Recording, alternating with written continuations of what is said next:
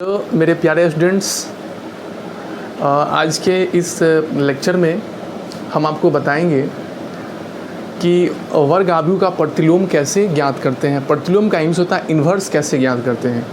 तो छोटू, आपको पिछले 2 लेक्चर में मैंने आपको बताया था डिटर्मिनेंट का मान कैसे ज्ञात करते हैं, 2 ऑर्डर का डिटर्मिनेंट का मान कैसे ज्ञात करते हैं, 3 ऑर्डर का कैसे ज्ञात करते हैं। उसके बाद फिर मैंने आपको बताया था उप सारणिक और सहखंड बताए थे। उसके बाद हम आपको बताए थे एडजॉइंट आपको बताए थे, ठीक है। तो बाय द वे, आप अगर डायरेक्ट अभी लेक्चर देख रहे हो, आप पीछे का रिवीजन नहीं किए हो, तो आप क्या करना, आप पीछे के लेक्चर में जाके, क्योंकि आप कितना बार भी, क्योंकि यूट्यूब पे चला गया तो कितना बार भी आप उसको रिवीजन करके देख सकते हैं। ऐसा नहीं कि आप एक बार देख लिए तो ख़त्म हो गया, नहीं, आप जितना बार मन चाहे उतना बार आप पीछे का लेक्चर देख सकते हैं, समझ सकते हैं। तो पीछे जो हम डिटर्मिनेंट का मान ज्ञात करना बताए थे, उप सारणिक और सहखंड बताए थे, उसके बाद एडजॉइंट ज्ञात करना बताए थे। अगर यह तीनों चीज़ें आपको अगर अच्छे से आता है, पहला डिटर्मिनेंट अच्छे से आ रहा है आपको ज्ञात करने, उसका वैल्यू ज्ञात करने, उसके बाद उप सारणिक, सहखंड और एडजॉइंट आ रहा है, तो आज के चैप्टर में कोई दम नहीं है। आज का जो लेक्चर है उसमें कोई दम नहीं है, बिल्कुल ही आसान सा है, ठीक है। तो चलो, आज हम पढ़ने वाले हैं किसी वर्ग आव्यूह का इन्वर्स यानी प्रतिलोम ज्ञात करना।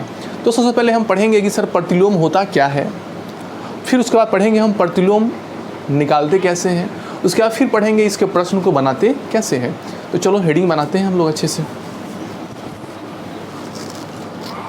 देखना, आज हम पढ़ने वाले हैं, देखो, वर्ग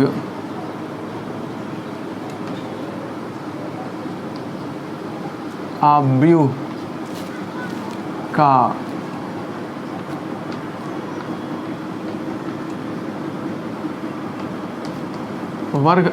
का प्रतिलोम। पता है छोटू, ये प्रतिलोम को ना कभी कभी इसको लोग व्युत्क्रम ही बोलता है। व्युत्क्रम है ना, व्युत्क्रम, ठीक है। तो इसको अच्छे से हेडिंग तुम लोग बना लेना, है ना, क्योंकि आज यही टॉपिक हम लोग पढ़ने वाले हैं। देखो, चलो, अब वर्ग आव्यूह का प्रतिलोम या व्युत्क्रम का लगा हुआ है, तो इसका इंग्लिश पहले होगा। प्रतिलोम का इंग्लिश होता है इन्वर्स। क्या होता है? इन्वर्स।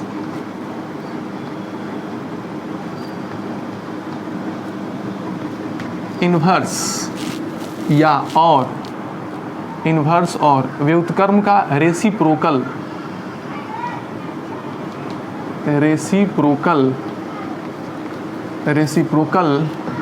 का ऑफ ए वर्ग आव्यूह का स्क्वायर मैट्रिक्स।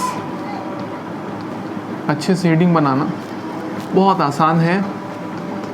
देखो, चलो बच्चों,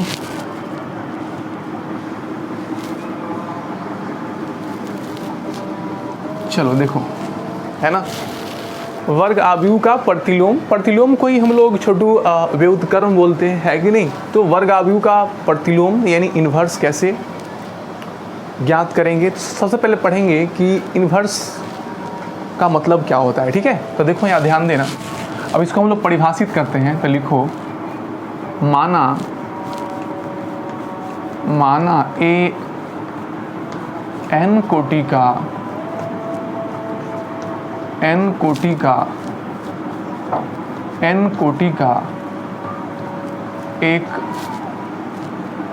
का एक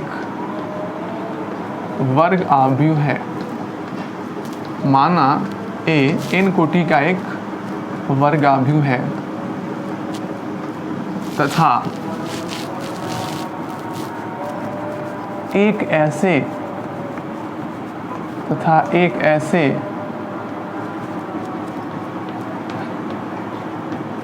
n कोटि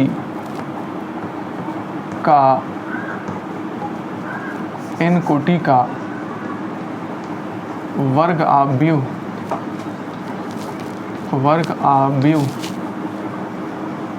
बी का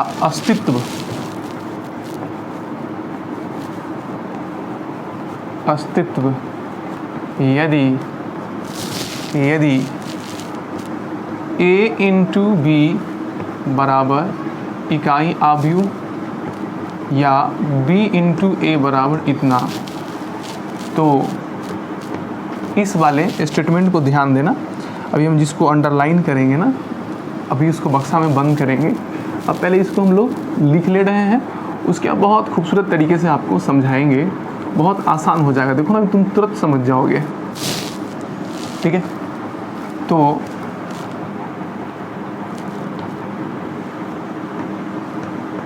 आव्यूह बी को ए का प्रतिलोम, आव्यूह बी को ए का प्रतिलोम या व्युत्क्रम कहते हैं।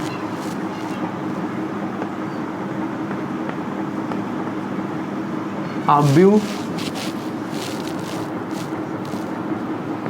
ए के प्रतिलोम यानी इन्वर्स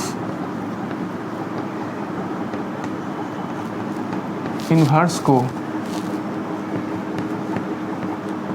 ऐसे इसको पढ़ते हैं ए इन्वर्स। क्या पढ़ते हैं इसको? A inverse. यदि कोई आव्यूह एक, अगर कोई आव्यूह ए है तो इसको प्रतिलोम को ऐसे, ए के माथे पर -1 है, इसको पढ़ते हैं ए इन्वर्स। ए इन्वर्स से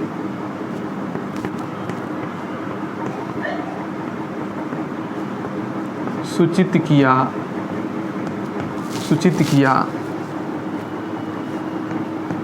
जाता है, अर्थात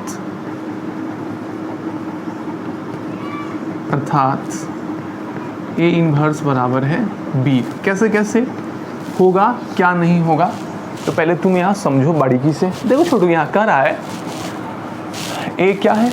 एक वर्गाव्यूह। मेरी बात को ध्यान देना, ए क्या है? एक वर्गाव्यूह है। कहता है कि हमको ये जो वर्गाव्यूह ए है ना, इसका प्रतिलोम चाहिए। तो मेरी परिभाषा को यहाँ ध्यान दो। कहता है कि ए जो है एक एन कोटि का वर्गाव्यूह है तथा एक ऐसे एन कोटि का वर्गाव्यूह बी, मतलब ए क्या है? एक वर्गाव्यूह है और एक ऐसा एन कोटि का वर्गाव्यूह बी हो जिसमें ए में बी को दाहिने साइड से गुना करें या ए में बी को बाएं साइड से गुना करें।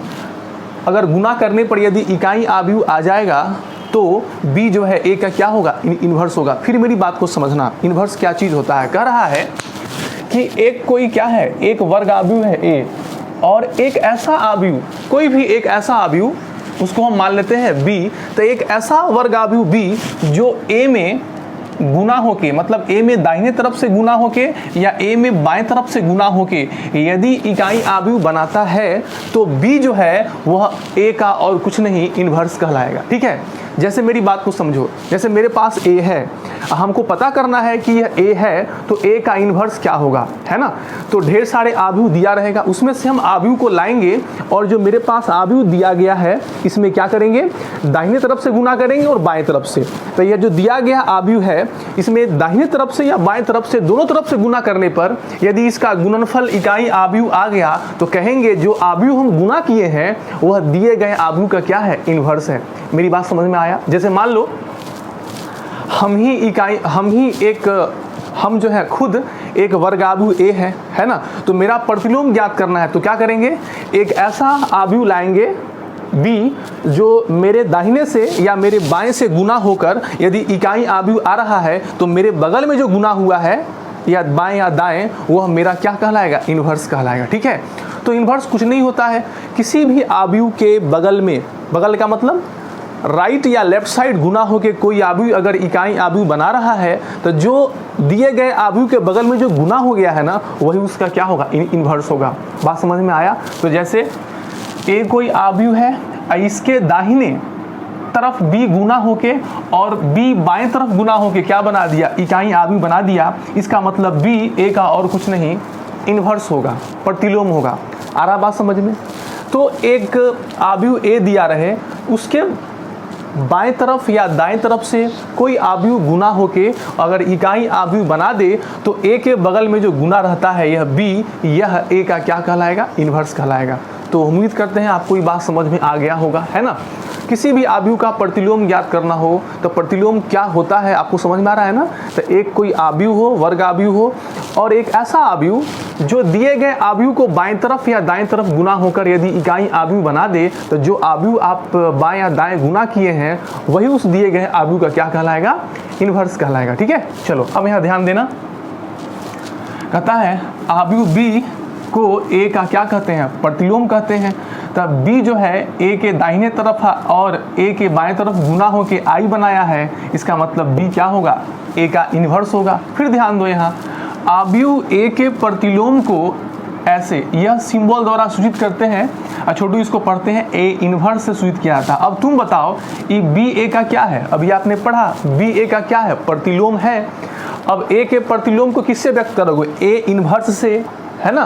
तो ए का प्रतिलोम होगा ए इन्वर्स, ए का इन्वर्स कौन है, बी, तो ए इन्वर्स बराबर बी लिख सकते हैं।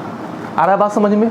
तो यहाँ से आपको वर्ग आव्यूह का इन्वर्स समझ में आ गया कि सर इन्वर्स कुछ नहीं होता है, किसी दिए गए आव्यूह के बाएं तरफ और दाएं तरफ कोई आव्यूह यदि मल्टीप्लाई होकर यानी गुना होकर अगर इकाई आव्यूह बनाता है तो जो आव्यूह हम गुना किए हैं वही आव्यूह उस दिए गए आव्यूह का क्या कहलाएगा, प्रतिलोम कहलाता है या इन्वर्स कहलाता है। ठीक है, अब हम पढ़ने वाले हैं कि कोई अगर आपको वर्ग आव्यूह दे दे तो उसका हम लोग प्रतिलोम कैसे ज्ञात करेंगे, उसका फॉर्मूला डेवलप कैसे करेंगे। ठीक है, तो चलो अब हम इसको मिटाते हैं। इसको तुम लोग अच्छे से उतार लो, जल्दी से उतार लीजिए।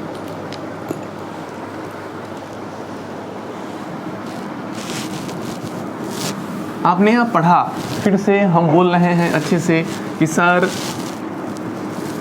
किसी वर्ग आव्यूह के बाएं तरफ या दाएं तरफ कोई आव्यूह गुना होकर यदि इकाई आव्यूह बनाता है तो दिए गए आव्यूह के बाएं तरफ दाएं तरफ जो आव्यूह हम गुना किए हैं वह दिए गए आव्यूह का क्या कहलाएगा, इन्वर्स कहलाएगा।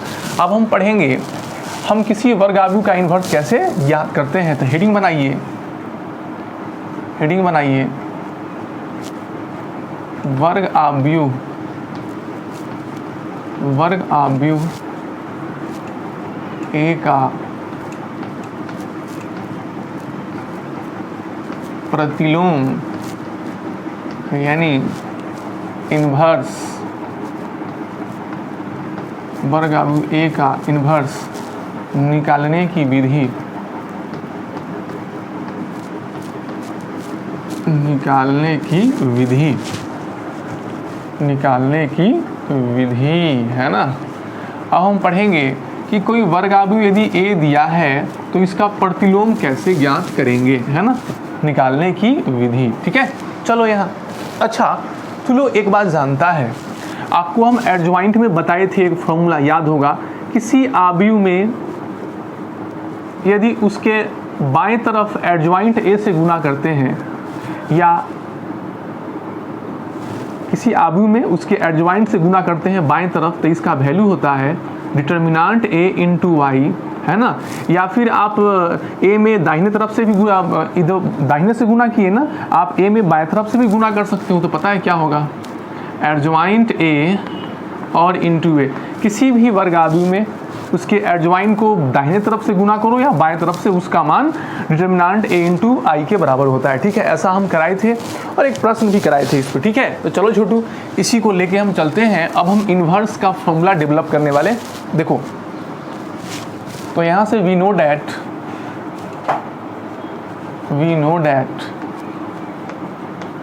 हम जानते हैं कि क्या जानते हैं, वी नो डैट क्या सर, तो मेरे पास ए इंटू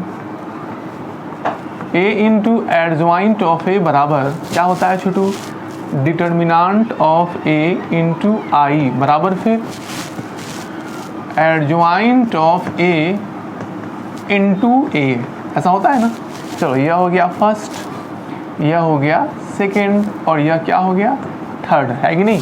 अब चलो फ्रॉम फर्स्ट एंड सेकेंड, तो लिखेंगे फ्रॉम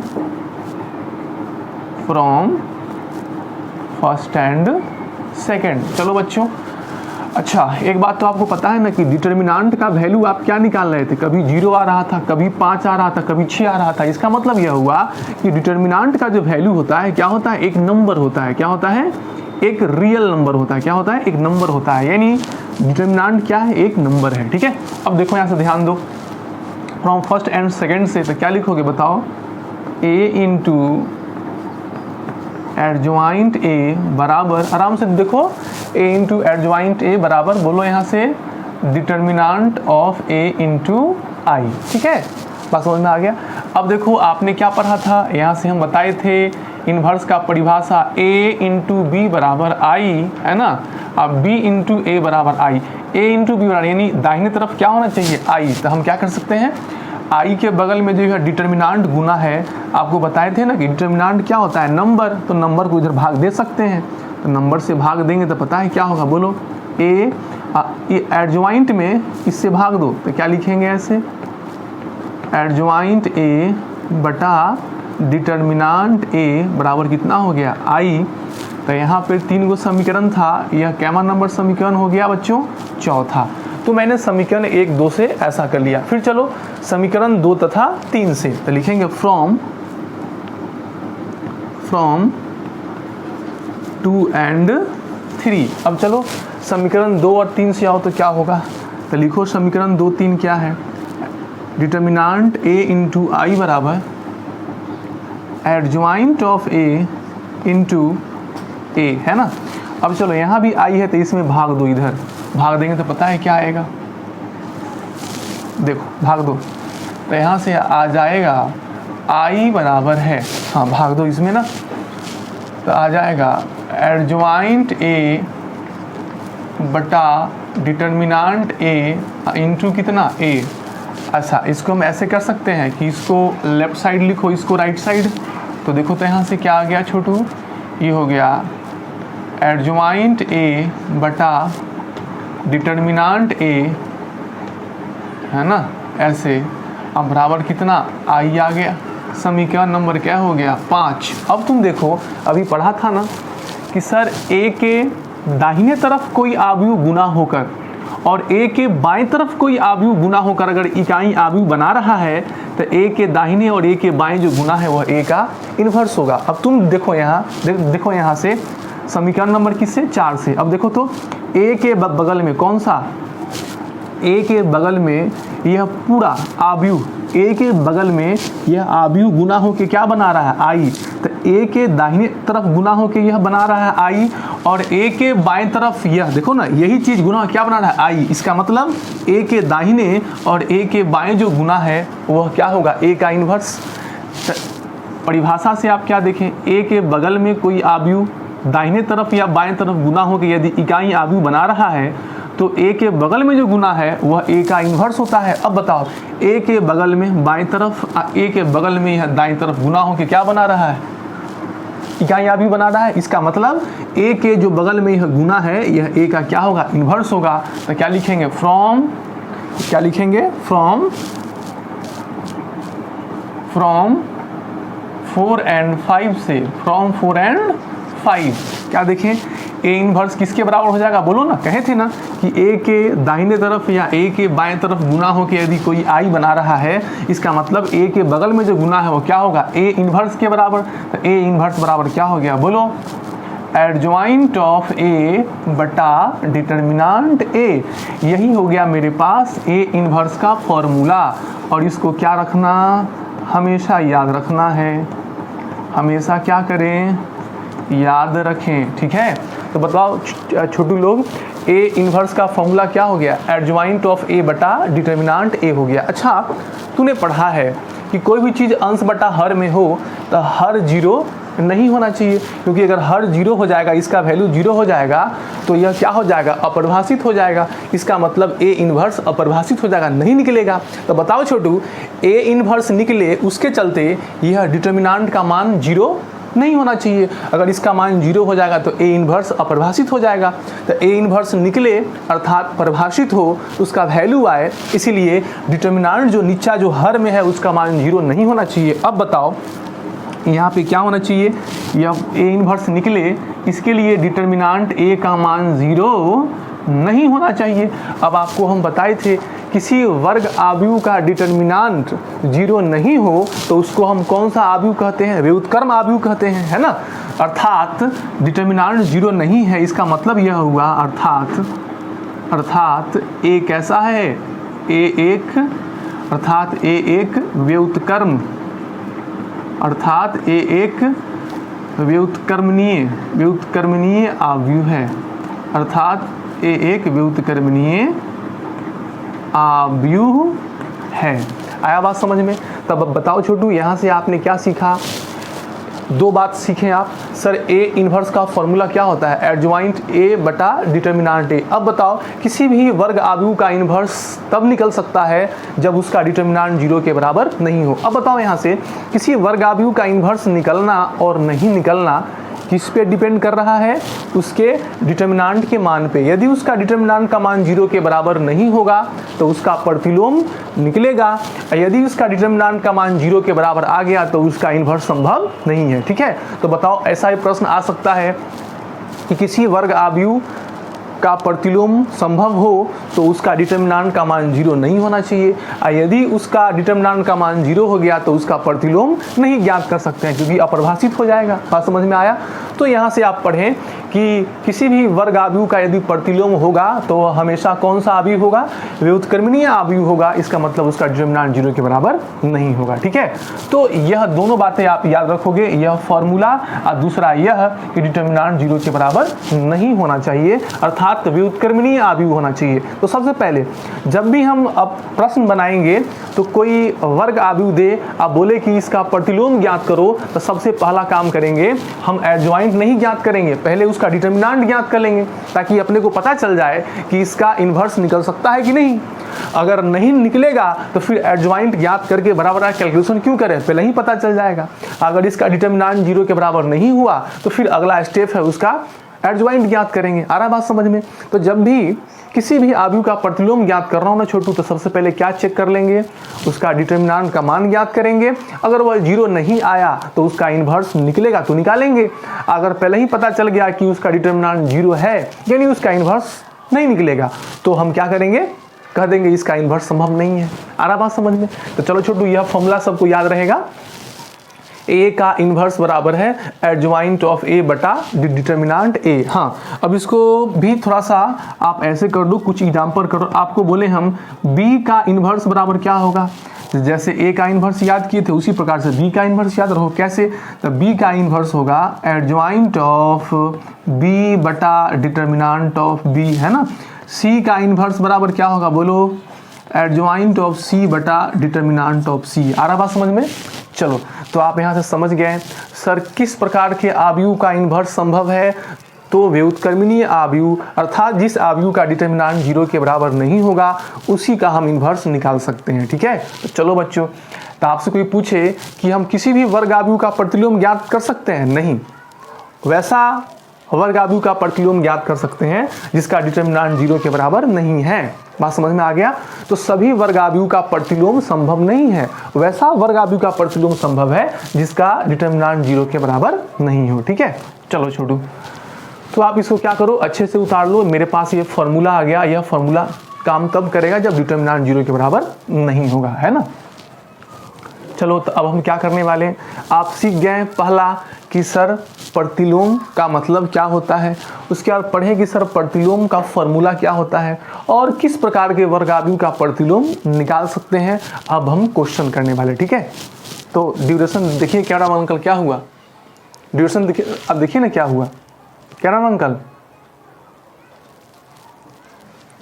चलो इसको उतार दो जल्दी से।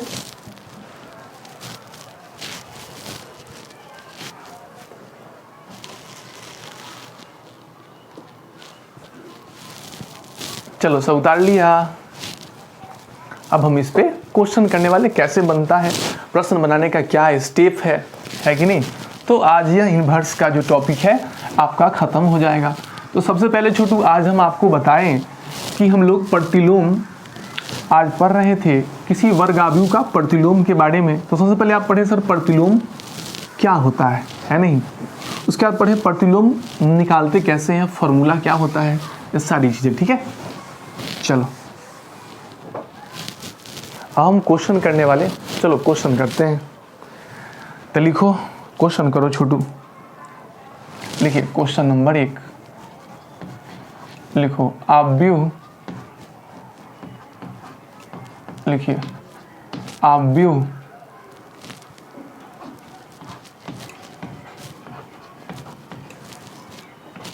इतना का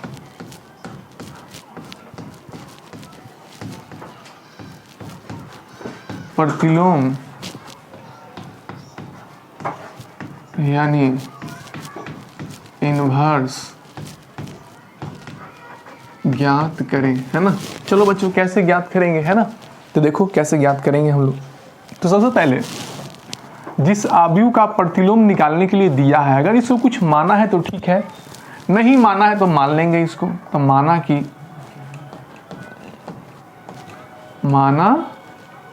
क्या a बराबर, देखो माना कि a बराबर क्या 1 2 3 4। हम आपको बताए थे किसी आव्यूह का प्रतिलोम ज्ञात करना हो तो सबसे पहला स्टेप है इसका डिटर्मिनेंट ज्ञात कर लो। इससे अपने को पता चल जाएगा कि इसका इन्वर्स निकलेगा कि नहीं निकलेगा, ठीक है। अब एडजॉइंट ज्ञात करें तो कैलकुलेशन बड़ा हो जाएगा, है ना। तो सबसे पहले इसका प्रतिलोम ज्ञात कर लो कि इसका इन्वर्स संभव है कि नहीं। तो इसका डिटर्मिनेंट ज्ञात करेंगे और डिटर्मिनेंट 0 के बराबर नहीं आएगा तो कहेंगे इसका प्रतिलोम संभव है, तो निकालेंगे आगे। अगर इसका डिटर्मिनेंट 0 के बराबर आ गया तो लिखेंगे इसका प्रतिलोम संभव नहीं है, तो नहीं निकालेंगे। चलो तो लिखेंगे अब सबसे पहला काम है इसका डिटर्मिनेंट ज्ञात करना। तो बताओ जो डिटर्मिनेंट ज्ञात करेंगे 1 2 3 4, है ना। बताओ छोटू क्या होगा। डिटर्मिनेंट a बराबर जी 4 माइनस 6 बराबर -2, जो कि 0 के बराबर नहीं है। यहाँ से लिखेंगे अतः a इन्वर्स का अस्तित्व है। अस्तित्व है का मतलब a इन्वर्स संभव है, निकाला जा सकता है।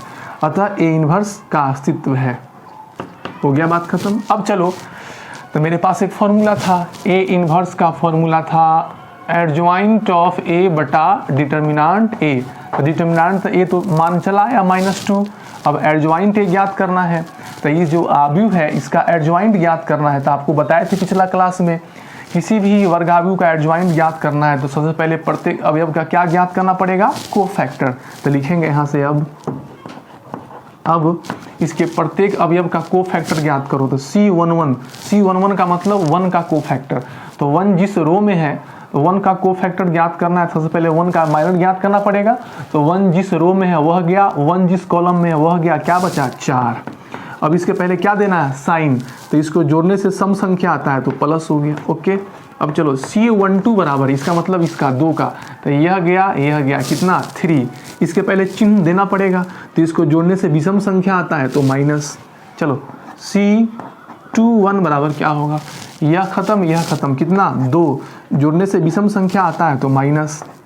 C22 बराबर छोटू क्या होगा, यह खत्म 1, जोड़ने से सम संख्या आता है तो क्या हो गया +1, ठीक है। अब इसका जब इसका कोफैक्टर आ गया तो एडजॉइंट ज्ञात करेंगे। तो लिखेंगे इसीलिए एडजॉइंट a बराबर, तो सबसे पहले कोफैक्टर से क्या बनाएंगे, एक आव्यूह बनाएंगे। तो यहाँ होगा 4, यहाँ होगा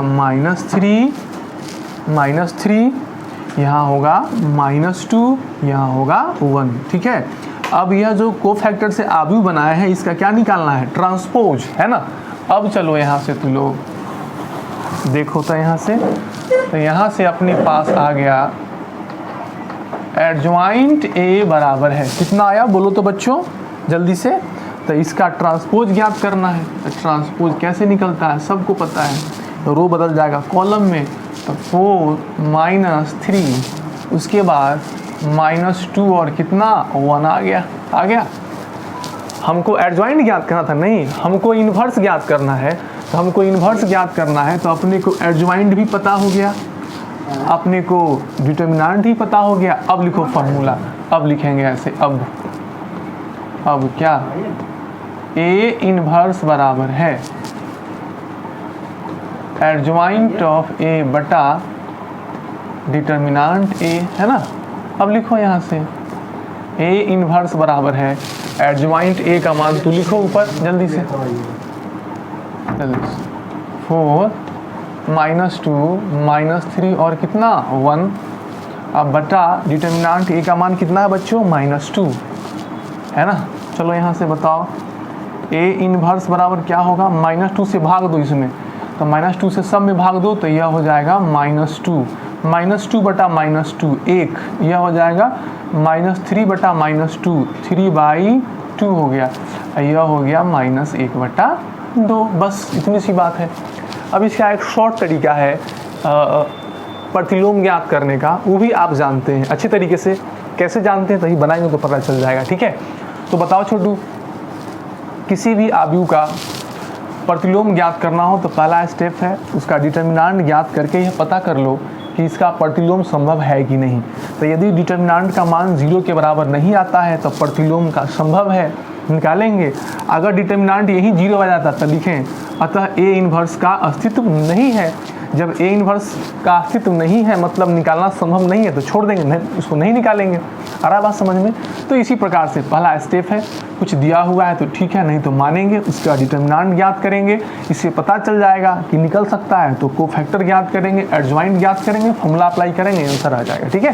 तो चलो अब इसका शॉर्ट तरीका क्या है, इसी प्रश्न का शॉर्ट तरीका देखो जल्दी से, इसको ना रोक के उतार लो तुम, ठीक है। तो बस कुछ नहीं करना है, आपको याद रखना है और लास्ट में हम लोग नोट करेंगे कि वर्ग आव्यूह ए का प्रतिलोम तभी संभव है जब वह क्या हो, व्युत्क्रमणीय आव्यूह हो, है ना।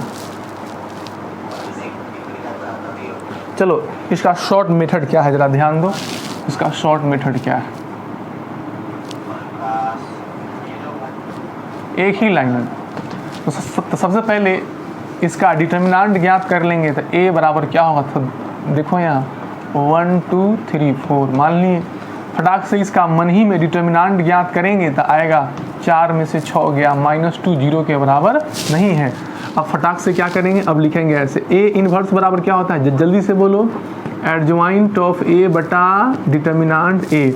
अब तू लोग मास्टर है क्या, हम आपको एडजॉइंट 2/2 कोटि का एडजॉइंट लिखने का फॉर्मूला हम बताए थे। क्या करना है, विकर्ण अवयव को बदल देना है, अब विकर्ण अवयव को छोड़कर जो बचा है उसका चिन्ह बदल देना है, हो गया एडजॉइंट। अब बटा डिटर्मिनेंट कितना है -2, इस प्रकार से, है ना।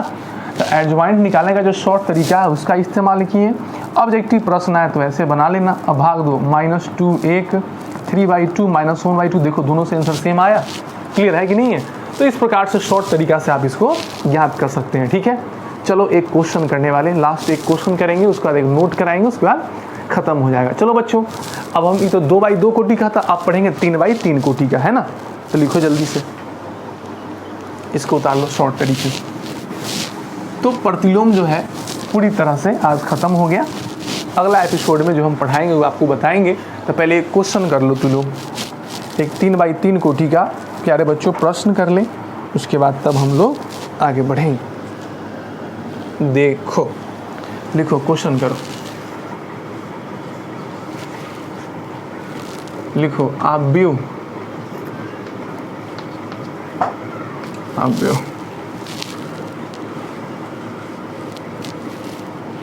1 0 0 2 4 3 3 5 2 3 5 2 का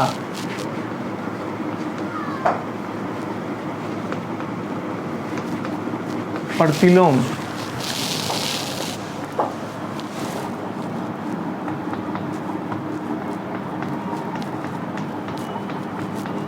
यानी इन्वर्स निकाल। बहुत ही आसान है ना, जैसे वहाँ ज्ञात किए थे ना। फर्क है कि 3/3 है। तो सबसे पहला स्टेप, अगर इसको कुछ दिया हुआ है तो ठीक है, नहीं दिया तो कुछ मान लेंगे। तो देखो बच्चों, बिल्कुल आराम से देखो, है ना, सॉल्यूशन देखो यहाँ से। तो मैं माना a बराबर कितना, माना कि a बराबर, मान लेते हैं, नहीं कुछ माना, चलो 1 2 3 है ना, 0 4 5 0 3 2। अब सबसे पहला काम है इसका क्या ज्ञात करना, इसका डिटर्मिनेंट ज्ञात करना, इससे पता चल जाएगा कि इसका इन्वर्स संभव है कि नहीं। तो फटाक से हम लोग क्या ज्ञात करेंगे, अब डिटर्मिनेंट ए बराबर है क्या होगा, तो लिखो उसको आराम से 1 2 3 0 4 5 0 3 2। ओके, अब इसके डिटर्मिनेंट का मान ज्ञात करना है, तो हम पहला रो से तोड़ना चाहते हैं, पहला रो पर चिन्ह दो, तो याद है ना प्लस माइनस प्लस। अब देखो यहाँ से क्या होगा, डिटर्मिनेंट ए बराबर है तो रो +1 +1, यह रो खत्म, यह कॉलम खत्म, क्या बचा 4 5 3 2। ठीक है, चलो -2, यह रो यह कॉलम खत्म 0 0 5 2, उसके बाद +3, यह ख़त्म 0 0 4 3 आ गया। अब चलो यहाँ से डिटर्मिनेंट ए बराबर क्या आ गया छोटू, तो यह तो +1 है, चलो 8 माइनस कितना 15, -2 0 -0 0, अब +3 0 इंटू 0, यहाँ भी 0। बताओ यहाँ से क्या आ गया, डिटर्मिनेंट ए बराबर हो गया 8 में से 15 गया -7, ये सब क्या हो गया 0 0 के बराबर नहीं है, तो क्या लिखेंगे, अतः ए इनवर्स का अस्तित्व है। बताए थे ना ऐसे। अब ए इनवर्स का अस्तित्व है, तो अब फॉर्मूला मेरे पास पता है, ए इनवर्स बराबर होता है एडजॉइंट ऑफ ए बटा डिटर्मिनेंट ए। डिटर्मिनेंट ए तो चला आया -7, अब एडजॉइंट ज्ञात करना है, तो प्रत्येक अवयव का क्या निकालना पड़ेगा, कोफैक्टर। तो थोड़ा बड़ा बनेगा, आपको पता ही है 9 अवयव है, तो 9 का कोफैक्टर ज्ञात करना पड़ेगा। तो लिखो आराम से, चलो सबसे पहले ज्ञात कीजिए C11 क्या होगा, C11 क्या होगा, है ना। तो यह वाला ख़त्म, यह वाला पहला रो पहला कॉलम ख़त्म, 4 दूना 8 में से 8, अब माइनस कितना क्या बचेगा 8 -7, सॉरी 8 माइनस कितना 15। इसके पहले क्या लगेगा, तो इसको जोड़ने से सम संख्या आएगा तो प्लस लगेगा, यहाँ से आपको आ गया ये वाला -7 आ गया। ठीक है, चलो उसके बाद C12 ज्ञात करेंगे। तो 12 का मतलब C12 का मतलब इसका कोफैक्टर, तो यह गया, यह वाला गया और यह वाला गया, बचा 0 -0, क्या बचेगा 0। ठीक है, चलो फिर यहाँ पे लगेगा माइनस साइन, तो 0 में माइनस लगाए या +0 ही होता है। C13 बराबर क्या होगा, देखो यह गया 0 0, यह क्या बच गया 0। चलो यहाँ पे प्लस पड़ता है, लेकिन 0 है तो +0 0 होता है या -0 0, बात खत्म हो गया। चलो उसके बाद इसका C21 का कोफैक्टर क्या होगा, तो यह जिस रो में है वह गया, जिस कॉलम में है वह गया, बचा 4 -9, 4 -9। इसके पहले कौन सा चिन्ह, तो इसके पहले 3 है तो माइनस चिन्ह पड़ेगा, वैल्यू कितना आएगा बोलो, तो 4 में से 9 गया -5, माइनस कितना है +5। फिर C22 बराबर क्या होगा, यानी 4 का कोफैक्टर, यह गया यह वाला और यह वाला, यह ख़त्म यह ख़त्म, 2 - 0 × 3 0, यानी 2 - 0। इसके पहले कौन सा चिन्ह, जोड़ने से सम संख्या प्लस यानी 2 आएगा। उसके बाद C23 बराबर क्या होगा, इसका 5 का, यह ख़त्म यह ख़त्म, 3 - 0, यानी यह 3 आया, लेकिन जोड़ने से कौन सी संख्या आ रही, विषम संख्या, तो क्या लगेगा माइनस। उसके बाद चलो फिर 0 का, यहाँ पे ना छोटू 3 है प्यारे बच्चों, 3 है 2 है 4 है। चलो फिर याद करेंगे C31 का कोफैक्टर क्या होगा, तो यह वाला गया यह वाला गया, चलो 10 -12। इसके पहले कौन सा चिन्ह, तो 3 1 4, सम संख्या है तो प्लस का चिन्ह, या 10 में से 12 गया -2। फिर चलो फिर क्या, C32 बराबर है, C2 मतलब 3 का, यह वाला गया यह वाला गया, 5 - 0 5, लेकिन इसको जोड़ने से कौन सी संख्या आती है, विषम संख्या आता है तो -5। C33 थोड़ा डायरेक्ट कर दिए हैं, चलो यह गया 4 में से 0 गया 4, इसको जोड़ने से सम संख्या आता है तो +4। ठीक है, अब आपको क्या ज्ञात हो गया, सभी अवयवों का कोफैक्टर ज्ञात हो गया। तो अब क्या ज्ञात करेंगे, इसीलिए एडजॉइंट ऑफ ए बराबर क्या होगा, तो एडजॉइंट ऑफ ए बराबर क्या होगा, को फैक्टर से एक अवयव बनाओ, तो क्या हो गया -7, यह कितना 0, यह कितना 0, 5 2 -3 -2 -5 और 4, इसका क्या चीज़ ट्रांसपोज आ गया। ठीक है, अब बताओ छोटू, यहाँ से आराम से देखो, बस वही काम करना है। यहाँ से अपने पास आ गया एडजॉइंट ऑफ ए बराबर क्या आ गया बोलो तो इसका ट्रांसपोज ज्ञात करो, रो बदल जाएगा कॉलम में, तो -7 0 0 -7 0 0। चलो यह सेकेंड रो सेकेंड कॉलम, तब 5 2 -3। चलो थर्ड रो थर्ड कॉलम क्या होगा, -2 -5 और कितना 4। यह तो एडजॉइंट आ गया। हम लोग को क्या निकालना है, इन्वर्स। तो यहाँ से मेरे पास फॉर्मूला है। अब ए इन्वर्स का फॉर्मूला होता है एडजॉइंट ए बटा डिटर्मिनांट ए। तो अभी जगह है नहीं, तो आप बिल्कुल इसको अच्छे से उतार लो, फिर हम उसको यहाँ बनाते हैं। ठीक है छोटू, जल्दी से उतारो बच्चों, फटाक से उतारिए, रोक लेना उसके बाद उतार लेना, है ना। हम आगे बताते हैं।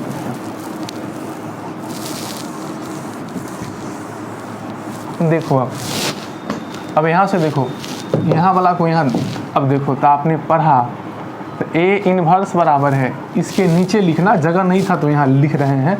एडजॉइंट ए जो निकाला है सो डालो, एडजॉइंट ए ज्ञात किया है ना, सो डालो, तो क्या होगा बताओ। एडजॉइंट ए का मान कितना, -7 5 2 0 2 -5 0 -3 और कितना 4 आ गया। ठीक है, अब किससे डिटर्मिनेंट ए का मान क्या आया था, -7, -7 से भाग दो तो यहाँ हो गया ए इन्वर्स बराबर, चलो हाँ -7 बटा -7 एक बचेगा, ये बचेगा -5 बटा 7, ये बचेगा -2/7, ये बचेगा 0, यह बचेगा -2/7, ये बचेगा +5 बटा 7, इसके बाद ये बचेगा कितना 0, यह बचेगा 3/7, यह क्या बचेगा -4 बटा 7। ए इन्वर्स ज्ञात हो गया अच्छे तरीके से। बस सिंपल तरीका है, पहले डिटर्मिनेंट ज्ञात करेंगे, 0 नहीं आएगा तो इन्वर्स इसका निकलेगा, उसके बाद सभी अवयवों का कोफैक्टर ज्ञात करेंगे, एडजॉइंट आएगा, बन जाएगा ना अच्छे तरीके से। तो ऐसे ही बनेगा। ठीक है, थोड़ा बड़ा बनता है यह वाला, है ना। अब चलो इसका शॉर्ट तरीका क्या है, इसका शॉर्ट तरीका क्या है सो देखो, तो लिखोगे शॉर्ट मेथड, इसका मिटा देते हैं। तो आपको बताए थे पिछला क्लास में हम एडजॉइंट निकालने का शॉर्ट तरीका बताए थे ना, एडजॉइंट कैसे ज्ञात करते हैं शॉर्ट में, बस वही यहाँ है। तो देखो यहाँ शॉर्ट मेथड देखो क्या है, शॉर्ट मेथड क्या है 3/3 का। देखो यहाँ 3/3 का शॉर्ट तरीका क्या है। तो सबसे पहले इसका क्या ज्ञात करना है, डिटर्मिनेंट ज्ञात करना है। तो आराम से लिखो 1 2 3 0 4 5 0 3 2। फटाक से इसका क्या करेगा, डिटर्मिनेंट ज्ञात कर लेगा। अभी आया था कितना, -7 आया था, 0 के बराबर नहीं है, है ना। अब चलो इसके बाद मेरे पास फॉर्मूला था ए इन्वर्स बराबर क्या, एडजॉइंट ऑफ ए बटा डिटर्मिनेंट ए। अब एडजॉइंट ए का मान ज्ञात करना है। आपको बताए थे 3/3 कोटि का सारणिक रहे तो एडजॉइंट कैसे ज्ञात करते हैं, बताए थे ना आपको। तो बगल में एक रफ करते हैं, क्या करते हैं, बगल में रफ, सबको उतारो 1 2 3 0 4 5 0 3 2। उसके बाद प्रथम दो कॉलम को रिपीट करना है, तो 1 0 0 2 4 3। उसके बाद प्रथम दो रो को भी रिपीट करना है, 1 2 3 1 2 0 4 5 0 4, है ना। जब ऐसा हो जाए तो प्रथम रो और प्रथम कॉलम हट जाएगा। उसके बाद कहे थे रो कॉलम में चलना है, रो में लिखना है। तो बताओ तो ऐसे 4 दूना 8, 8 माइनस कितना 15, तो 8 - 15 - 7। तो यहाँ से हो गया, ऐसे समझो ए इनवर्स बराबर है एडजॉइंट ए का मान यहीं से आएगा। चलो तो 8 4 दूना 8 में से -7 यहाँ बढ़ते चलेंगे कॉलम में, यहाँ लिखेंगे रो में। फिर चलो 3 तिहाई 9 -4 कितना 5 आ गया। फिर चलो 5 दूना 10 -12 -2 यहाँ आ गया। ठीक है, चलो अब फिर यहाँ 5 × 0 0 -0 क्या आ गया 0। फिर चलो ऐसे तिरछा 2 × 1 2 -3 × 0 0 यानी कितना हो गया 2 आ गया। फिर चलो ऐसे 3 × 0 0 -5 × 1 5 -5 यहाँ आ गया। ये तो ख़त्म हो गया अच्छे तरीके से। चलो अब फिर ऐसे 3 × 0 0 -0 0 आ गया। उसके बाद 2 × 0 0 0 -3 0 -3 कितना -3 आ गया। उसके बाद 1 × 4 4 -0 बराबर कितना 4 ये आ गया। ये आ गया आपका एडजॉइंट। इसमें किससे भाग देना है -7 से। देखो तो वही आंसर आया क्या, तो लिखेगा ये कट जाएगा 1 बचा -5/7 बचा 2/7 बचे, यह 0 बचा -2/7 5/7 0 3/7 -4/7 आ गया। इस प्रकार से है कि नहीं।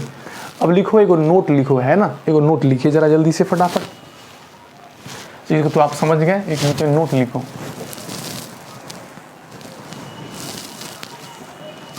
लिखिए नोट,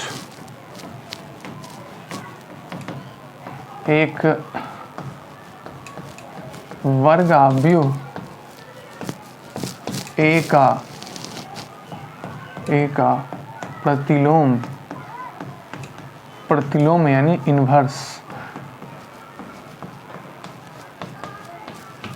इन्वर्स का अस्तित्व होता है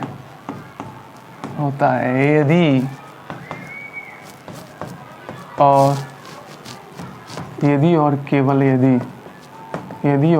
यदि ए एक